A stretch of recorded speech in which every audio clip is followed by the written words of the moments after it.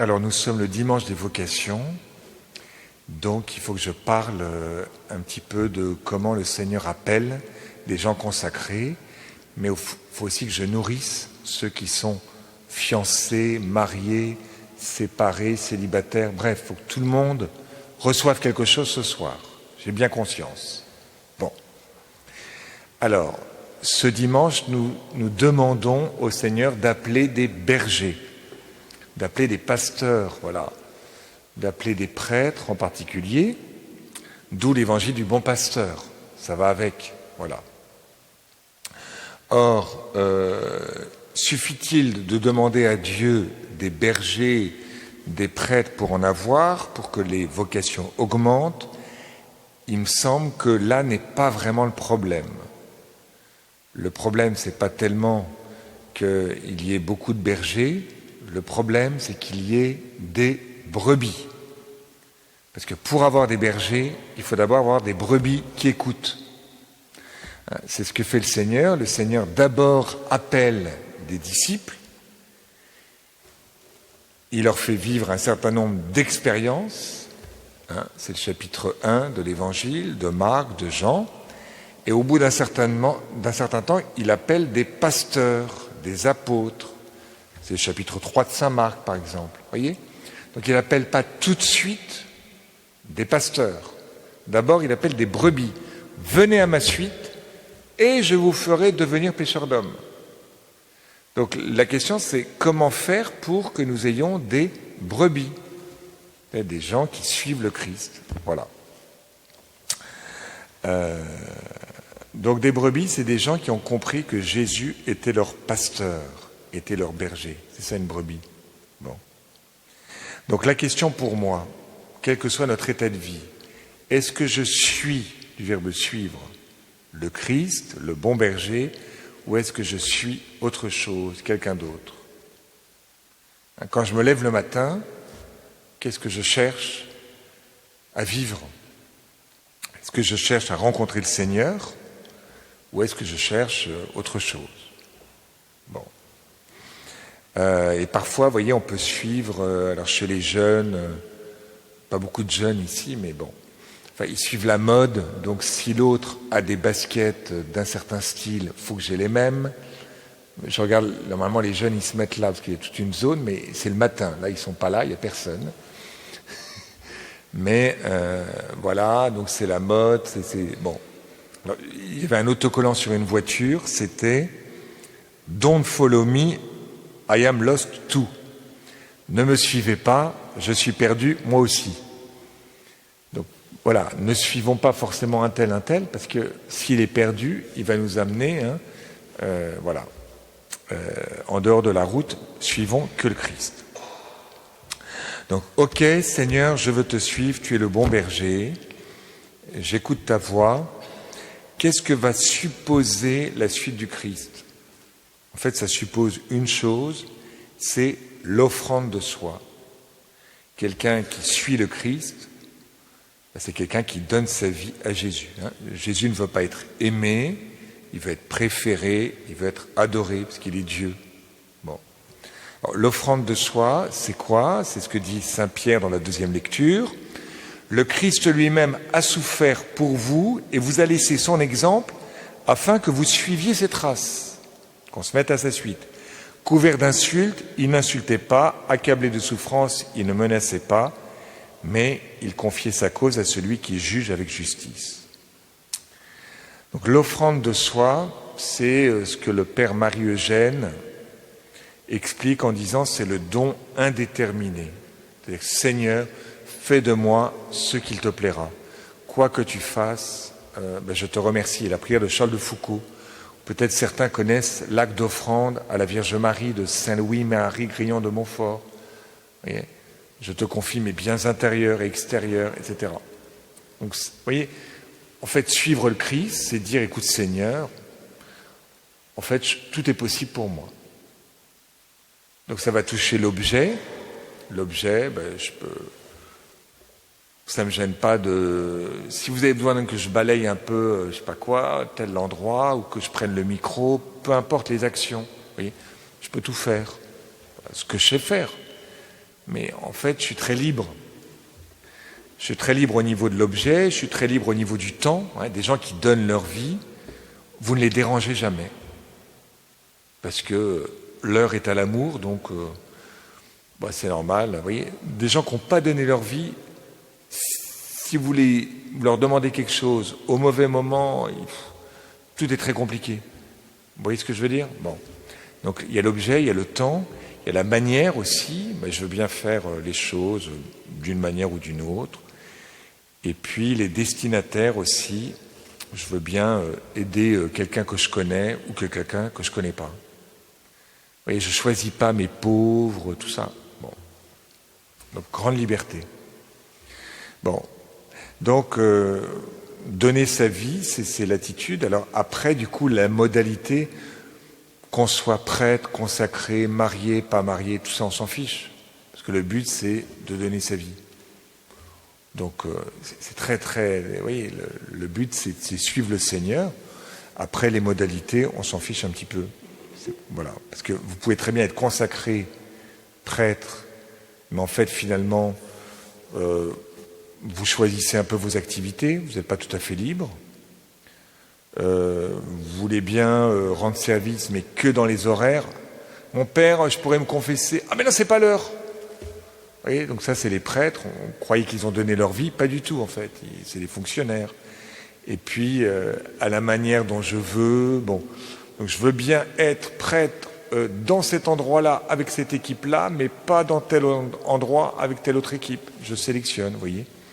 Et puis les destinataires, je veux bien faire un mariage, je sais pas quoi, à Toulon, parce que vous me payez l'avion, mais pas tellement, je sais pas quoi, à Saint-Laurent, un samedi 15 juillet, parce que là, j'avais prévu de partir en vacances le 14, moi.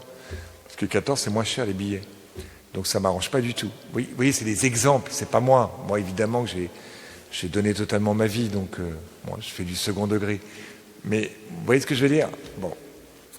Donc, c'est ça, vous voyez, la personne qui a donné sa vie, rien n'est un problème. Et souvent, son premier réflexe, c'est de dire oui. Et ensuite, on lui dit, mais attendez, dites pas oui tout de suite, réfléchissez. La personne, souvent, qui n'a pas donné sa vie vraiment, en fait, elle est souvent dans le non. Puis elle dit, oh mince quand même. Bon. Et c'est le premier réflexe, c'est le non. Bon. Alors, donc, suivre le Christ, ça va être entrer dans cette offrande. Et ça va être normalement accompagné de cette offrande, celui qui suit le Christ, il a les sentiments du Christ. Et les sentiments du Christ, c'est de la compassion pour le monde. Je vois quelqu'un qui est véritablement une brebis au fait qu'il se soucie des autres. La petite Thérèse, quand elle entre au Carmel, elle dit « Je suis venue au Carmel pour sauver les âmes et surtout afin de prier pour les prêtres. » Elle avait été à Rome, elle avait vu les prêtres se comporter, donc elle avait dit il faut vraiment prier pour les prêtres. Donc elle est rentrée au Carmel pour les autres. C'est intéressant, vous voyez. Si on se marie, c'est pas pour soi, c'est pour les autres. Parce que ensemble, Juliette et Raphaël, ou je sais pas quoi, Ludovic, on va être ensemble, en fait. D'abord pour nous, ça va être le chemin le plus court pour devenir des saints. C'est pour ça que je me marie avec toi. Et grâce à notre amour, les gens vont comprendre l'amour de Dieu. Mais après, je suis dans l'indifférence, mais je pense que je vais plus témoigner en étant marié qu'en étant consacré. Si c'est pas le cas, vaut mieux être consacré, quoi. Voilà. Bon. Voilà. Et puis certains, par exemple, auraient voulu se marier, puis ça s'est pas fait, ou auraient voulu rentrer au monastère, ou je sais pas quoi, puis ça s'est pas fait, parce qu'il faut toujours qu'il y ait un accord. Pour se marier, il faut qu'il y ait quelqu'un d'autre. Pour rentrer au monastère, il faut que le monastère soit d'accord, ou l'évêque soit d'accord. Et on se dit, mais moi, bon, ça n'a pas marché dans les deux sens. C'est pas très très grave. Alors vous avez des saints, vous avez Léonie Martin, elle a fait 4 essais de vie religieuse, Léonie Martin. 4 essais, donc elle est rentrée 4 fois. Elle est sortie, bizarre, hein? Bon, donc elle, vous avez d'autres gens, Marthe Robin, elle aurait voulu être consacrée, puis en fait, ça ne s'est pas fait. Bon. Mais le but, c'est d'être un saint, donc on peut être, quelle que soit notre situation, saint. La sainteté, c'est aimer Dieu et son prochain. Donc il y a toujours des gens à aimer partout, et aimer Dieu, on peut aimer Dieu partout. Donc voilà. Alors, si on entre dans l'offrande de soi, et je vais terminer, qu'est-ce que ça provoque? Quelqu'un qui donne sa vie, ça va provoquer 4 choses. La première chose, c'est que vous allez reconnaître la voix de Dieu. Les brebis le suivent car elles connaissent sa voix. Si vous donnez votre vie, en fait, vous êtes perméable à la voix de Dieu. Si par contre vous êtes calculateur, vous donnez à moitié votre vie, en fait Dieu peut pas nous parler. Il nous parle difficilement. C'est le Père Marie-Eugène, il dit ça. Quand il parle de la Vierge Marie, il dit la Vierge Marie, en fait, à l'Annonciation, elle a reconnu la voix de Dieu, etc. Elle n'a pas discuté pendant des heures, mais parce qu'elle avait déjà donné totalement sa vie. À quel moment, je ne sais pas très bien. Vous voyez, les gens, quand certains prêtres partaient, par exemple, évangéliser la Chine, ou je sais pas quoi, tel ou tel autre continent, on leur donnait un quart d'heure pour réfléchir, mais un quart d'heure c'était déjà beaucoup, parce qu'ils avaient donné leur vie, donc ils n'avaient pas besoin, oui. Donc quelqu'un qui donne sa vie, en fait, il est attentif, il est perméable, il entend la voix de Dieu, il reconnaît la voix de Dieu. Bon, donc c'est intéressant, c'est-à-dire qu'un berger, c'est pas un mouton. Une brebis, c'est pas un mouton, je veux dire. Une brebis, elle discerne la voix de Dieu, elle est attentive, elle sent, ça c'est de Dieu, ça c'est pas de Dieu. Donc la reconnaissance de la voix de Dieu. La deuxième chose, c'est la foi dans la providence. On a eu le psaume 22. Le Seigneur est mon berger, je ne manque de rien. Donc quelqu'un qui est dans la main de Dieu, qui a donné sa vie à Dieu, il ne croit pas simplement que Dieu existe, il croit que Dieu l'accompagne.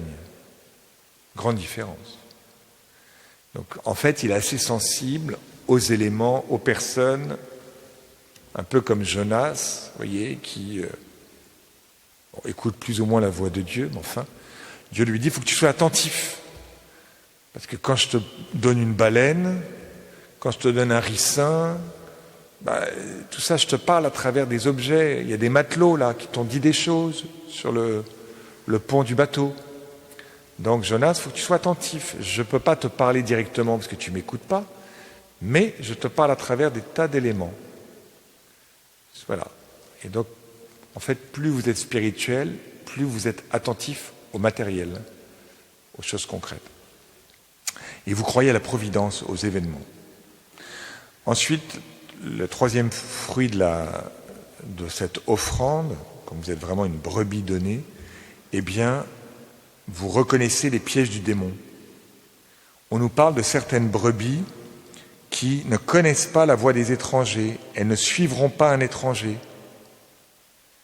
Donc en fait, elles repèrent la voix du bon berger, la voix des étrangers.